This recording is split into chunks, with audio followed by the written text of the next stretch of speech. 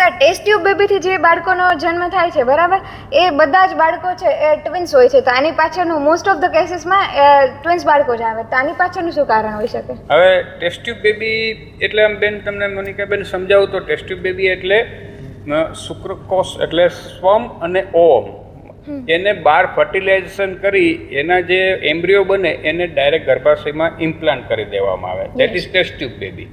બરાબર છે.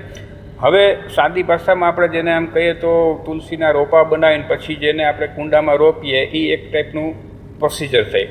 હવે આમ એક ઓમ બન્યો હોય અને આપણે એને ઇમ્પ્લાન્ટ કરીએ તો એ ધારો કે એ ડેવલપમેન્ટ આગળ ન થાય તો એ ફેલ સાયકલ જાય. તો એટલે યુઝ્યુઅલી શું થાય છે કે ભાઈ 3-4 એમ્બ્રિયો બનાવે અને એ એક સાથે 3-4 એમ્બ્રિયોને ગર્ભાશયમાં ટ્રાન્સફર કરી દે.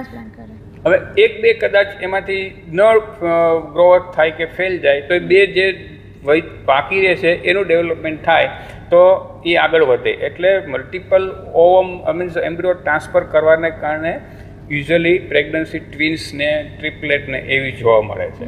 ધારો કે એક જ એમ્બ્રિયો ટ્રાન્સફર કરે અને એ જ ડેવલપ ન થાય તો બિચારીની આખી સાયકલ ફેલ જાય. એટલે ડૉક્ટરો યુઝ્યુઅલી 3-4 એમ્બ્રિયો એકસાથે ટ્રાન્સફર કરતા હોય છે, જેને કારણે ટ્વિન્સ પ્રેગ્નન્સીનો ઇન્સિડન્સ વધારે જોવા મળે છે. દરેકમાં નથી હોતો પણ અમુકમાં.